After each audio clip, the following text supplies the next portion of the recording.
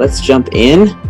We are talking about one of the most common topics that comes up every year here at Practice Promotions, and that is end-of-year insurance deductible reminder campaigns. It's a very long name, but it truly is also very effective. So we're going to talk about this here. Let me get the screen up. End-of-year insurance campaigns. We refer to it in a few different ways there. It's really at the end of the day, comes down to a lot of your patients will have been using their insurance through the year. As we get closer here into the fall and winter, they're going to be, many of them, at their deductibles, out-of-pocket maxes, and may have physical therapy benefits that they can take advantage of. There's an opportunity for them to get, ideally you're focusing largely on your past patients, people who know you already. So they trust you when you can reach out and say, hey, we could get you, are you dealing with any new issues, or just get physical therapy care that's beneficial with really little to no cost, or maximizing their benefits. So we have been doing this for several years with a number of clients. We have a number of people who do this repeated every single year because it is very effective for boosting those end of year numbers, especially as we get into October, November, December. So, but it's really important to be planning right now. It's believe it or not, I saw my first pumpkin spice latte post already. So, we're already getting into that where planning needs to happen. So we're going to go over how to make this successful. And, when we say the #1 performing seasonal campaign every year, we're not just making that up. Again, there's a reason that this is repeated by a lot of practices every year. This one here saw an 87% increase in patients in the first 30 days when it was sent. So there's a huge boost in numbers. If you look at just your overall volume, if you've got battling inconsistencies, you've got, low months, high months, this is a huge way to really boost this end of the year and end strong. This one here is a little bit older. I had to pull an older image out of here, but it's one that's worked really well. This kind of seasonal Halloween theme. Again, don't be scared to use your insurance benefits. You can see that more than 20 reactivated patients, so patients returning for care, more than 20 more per month than their average after these, or during the months that they were sending this postcard campaign. So really, truly, the numbers are there. This topic works. This topic resonates with people. So let's get going here. So the one thing we will cover at the end, we always have our contest for our stat tracker contest. I will make sure to get that information to you. So let's see here. We are going to talk strategy. So why are we doing this end of year campaign? What is the goal? Where does it fit into our overall marketing strategy? And the answer really is down here. When we're talking about marketing strategy, you've got a lot of efforts that you're doing on your website and everywhere else to make sure that you are attracting new patients. You're getting discovered online, right? You're getting reviews, hopefully every week and month, to build trust with them. And you're putting those reviews on your website. You're putting patient testimonials, when you can get a release for that. Because you want people who discover you, the first step, to trust you now, even though they still haven't met you yet. And then you want to convert them, right? You need the website, you need sometimes the email follow-up tools if you've turned them into a lead in your email system. Got to convert them into a new patient. Then you need to keep them engaged. That's usually through their plan of care. You want to welcome them in, make a good first impression. And then aftercare is where a lot of people skip, unfortunately, but we call it raving fans. You want to turn them into repeated, people who are going to refer to you or come back. It's nurturing a relationship that's ongoing past just one plan of care. So that's where this fits in. We want to really hone in on your past patient list. How many of those people can you connect with again and see who needs issues, and that you can help to afford care, right? This is an interesting time we're in right now with fears of inflation and recessions talk, and the reality is that just a lot of things are harder to afford for people right now. This is a great way for you to coach them through getting the care they need, and maximizing the benefits they have to make that, more affordable and make that more attainable for people. So why are we focusing on those reactivated patients? First of all, one thing I, as a marketer, love to tell people is if you can send a more targeted message, you're going to get a more targeted result. If you can speak specifically to a group of people, it's going to resonate better. So when you're focusing on your past patients and reactivating those, you can, speak to them differently. You can message things to them more appropriately and get a better response. You can fill your schedule gaps, and really ultimately increase your visits. Past patients are a great way to fill in, those gaps around the new patient blocks. Excuse me, I'm going to run out of voice by the end of this, but boosting word of mouth referrals, and my text got all funky on this slide. I apologize for that. And then lowering your acquisition cost. And that's really the big one right now. I've already mentioned inflation as it relates to your patients and people feeling like they can't afford care, and this being a way to help them do that. But your clinic is probably facing a number of challenges right now. Let's be real about it. You're in an interesting business model where a lot of people, a lot of industries, their costs are going up, so therefore they have to raise their prices. And physical therapy, a lot of ways you cannot do that. There's too many regulations just to say, oh, our prices are going up, right? It's a different world.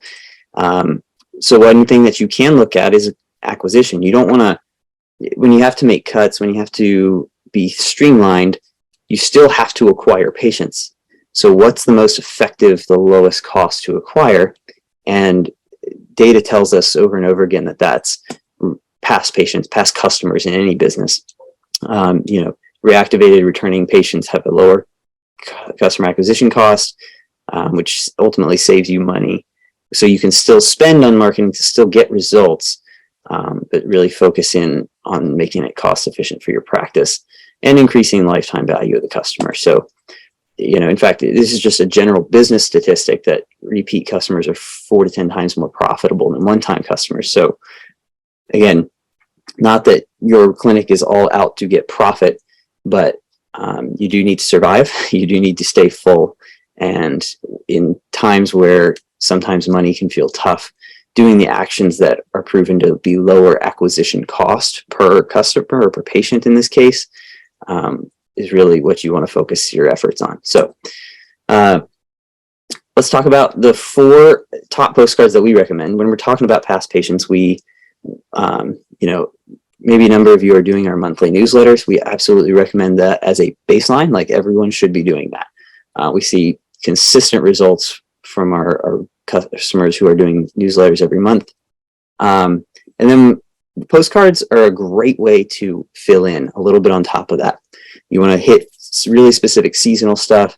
You're going to catch some attention because it's a little different than the newsletter that they're used to getting.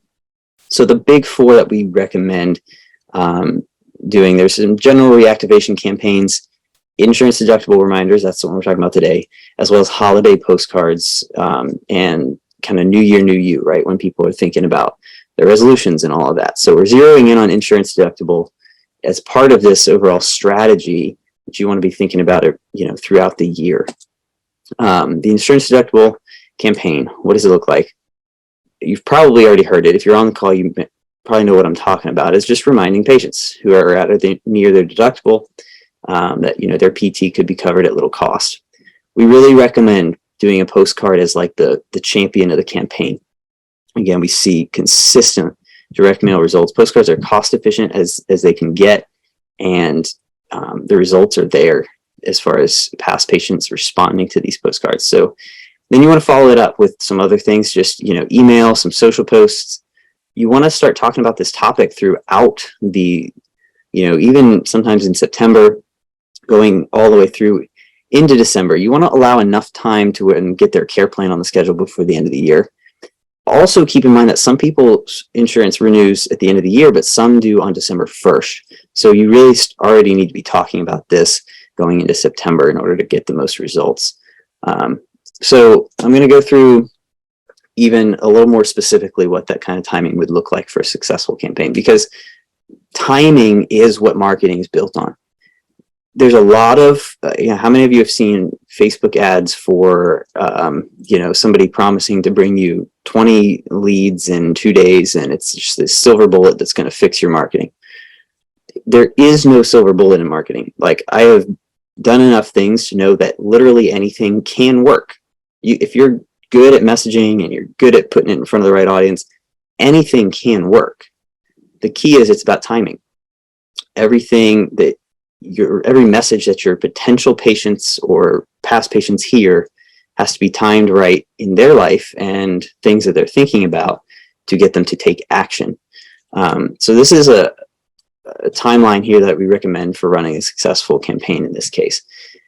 Now, or at least 1 month before you want those postcards hitting mailboxes, is when you really need to get them ordered, get them planned with your team. You need at least a week to work out design. If you want to make any edits or to the initial design and stuff like that, you need some time there. Usually by the time that design is approved and it goes to print, it's going to take at least another week there to get off the press. And then once they drop it off with the post office, you're talking about 10 days for delivery, or 12 days, sorry, for delivery. It's going to vary a little bit where they are in the nation, and that's not something that's very controllable. USPS. The other thing to note there is if you get into like November and you start to get into election mail, or even late October, election mail, and then Black Friday mail, those times slow down because of all of that. So you really want to be planning ahead, 4, maybe even 6 weeks before you want this postcard to hit mailboxes. Then in the interim, once you've got that planned out in those couple of weeks, get ready with your social media and email posts. So let's say about a week or 2 before the postcard is supposed to hit, I would encourage you to get on social media, like as a consultant to your followers, right? Start talking about, being at your insurance deductibles and what that could mean for you. If you've been dealing with something, you could get it taken care of at the most affordable way by maximizing your benefits. Be personal, be relatable, coach them through what that means and remind them to use it, and use some different types. So use images that talk about, don't miss out, get your insurance benefits, call us today. But also get on video and kind of talk about it. Like, here's how you can do this. If you're got questions, if you've got someone in the clinic that can help work out insurance questions, that's a great thing to advertise. So just get on social media for a while before that postcard hits, especially if your past patients, enough of them follow you on Facebook. And then start with an email or so to get that out to your past patients a little bit before that first postcard hits. Usually I recommend that being something very informative. Just maybe it's an article about insurance benefits. You're not necessarily calling them to like get your scheduled appointment right now. Some of them might, but you want to just get the thought in their head. Then comes time when that postcard is going to be hitting the mailbox. You've called them to action in the postcard. They're going to see that. If you're really good, you can include some of the visuals on social media and email that you are on the postcard, so that hopefully some of them, when they get the postcard, have seen it before. And again, it's all about timing. You've made them think. You've raised their awareness of the possibility before asking them to take a giant step forward and schedule. And then, so that postcard is going to be more effective if you can raise their awareness ahead of time. And then you want to call to action. You want to have, again, that approximate time frame when those postcards are hitting. You want to ramp up the email at that point to that same list of people, hopefully your past patients, that, starting to get a little more strong on the call to action. Make it clear, mirror some of the things that are in your postcard campaign. I would say send 2 or 3 emails at least in the, within 10 days of that postcard hitting, and then kind of keep maybe a weekly or every other week follow up. Some of you might, in your history of email marketing, feel like that sounds like a lot. I'm here to tell you that email is busier than it's been. It still works, but people are getting blasted, and to stand out, you just have to, they're not going to see everything that you send. Just because you said something once does not mean people listened, right? It's really important to know in marketing. I can tell you from personal experience here over the last several months, the only way that we've kept up with the same kind of normal results in certain audiences is actually sending every day. So and we actually haven't lost a lot of our list that way. You're afraid of unsubscribes and stuff. So I'm not telling you you have to do every day, but I think in most cases you can go with a little bit more frequency than people tend to think. They're not sadly listening to you as much as you hope, so you're not actually annoying them quite as much as it feels like. Just keep that in mind.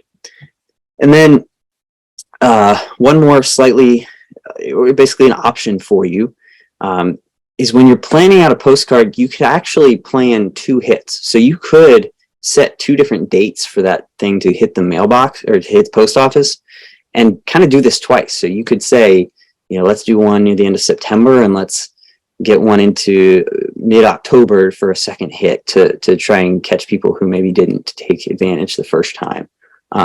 So you kind of just repeat the same process, but with 2 actual land dates, if you will, within your campaign. So just a thought there. May not be for everyone, but again, we repeat direct mail all the time. People, again, only so many people will see it, take action the first time. So reminding them never hurts. That's the whole point of this campaign, is reminders, right? So that's a little bit about timing. As far as design, kind of comes back to the same principles of all direct mail. You want to be really strong on your headline. You want the call to action to be very clear and have space around it. You can see that one example there, feel good, do more, save money, has space around it. So there's visually, they're drawn to the headline. You want to make sure that that's the key element here. Appointment tracking or QR codes, so you can see tangible results, are really helpful. Or maybe you have a URL, or going to your appointment site, but you want to be keeping track of when your postcard's hitting. Are your appointments going up? And if you have call tracking too, and you have a specific phone number on there, that's something that we do for a number of newsletters and stuff. So you want to be able to see results as much as you can and pay attention to that, so that you know that it worked. You can pay attention to your numbers. The other thing, if you're not doing it, of course, we always encourage you to keep track of your new patients and your reactivated patients separately each month, maybe even each week. If you have somebody in the clinic who can enter those numbers in, that way you can see trends. You can see when things went up, and attribute, your patient acquisition appropriately. Some other notes on these, it's really good to call out your preferred contact method.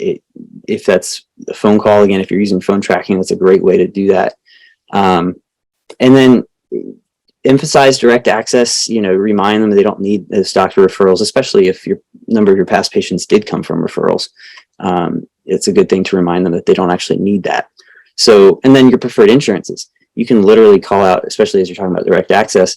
If you have a couple of insurance providers who, going back to the point about inflation and costs and reduced reimbursements, if you've got some that are good, call them out, put them in there. You're going to get people who have those insurances to take a second look, and just increase, hopefully, your preferred insurances that you're working with. And we always encourage custom photos as well. Sometimes that can be on the back when you have one of your staff members, a simple portrait. But if you've got other photography within the clinic, that's great as well. And then don't be afraid, design-wise, to be fun and seasonal. Okay, we have seen both in our own marketing as well as that of our customers that having a decent sense of humor can really resonate with people. This is a design that keeps coming back every year.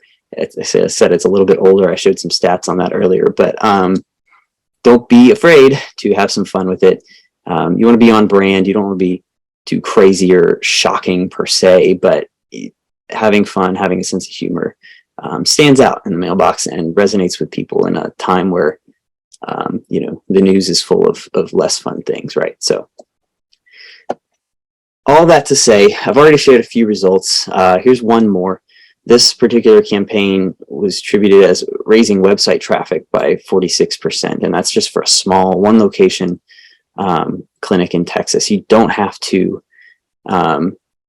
be huge. You don't have to have a massive list to make this effective. We do recommend, ideally, you can get into that 1,000, 2,000 sends range at least.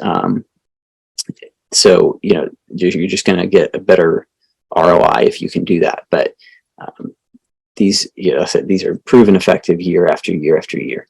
So let's talk real quick before I get into some questions here. I want to bring up the word free. Okay. We've had feedback on these before of like, doesn't saying things like free or save money cheapen what I do in physical therapy? Doesn't it can have this idea of devaluing our service, and that is a completely valid feedback. There's a reason that we don't, as a company, like run a bunch of sales and discounts, because what we do is valuable. And in business, that is a decision with your brand that you have to make. Do you run sales? Do you, whatever business you're doing, the word free can, in the wrong use, have that connotation 100%. And you don't want to devalue your service. You don't want people to only want to come to PT if it doesn't cost them anything. But that's not to say you can't use this campaign.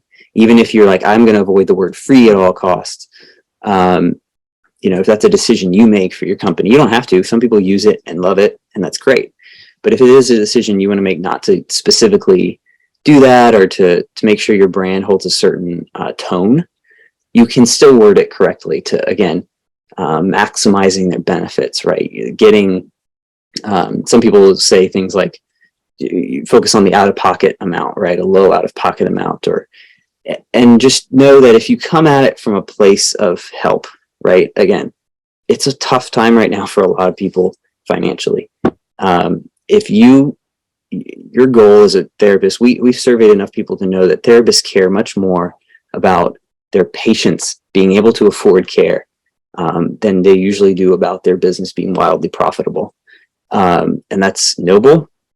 So this is where that's coming from, is that you want to help them right now. There's people out there who this is a good opportunity for them to get care in a way that they can do that in a tough financial time. So whatever the wording there is, we can certainly work out with you there on maximizing those benefits if you want to avoid the word free. So that's my 2 cents there. Come at it from a place of help, and it won't come off like a sleazy salesman or anything like that.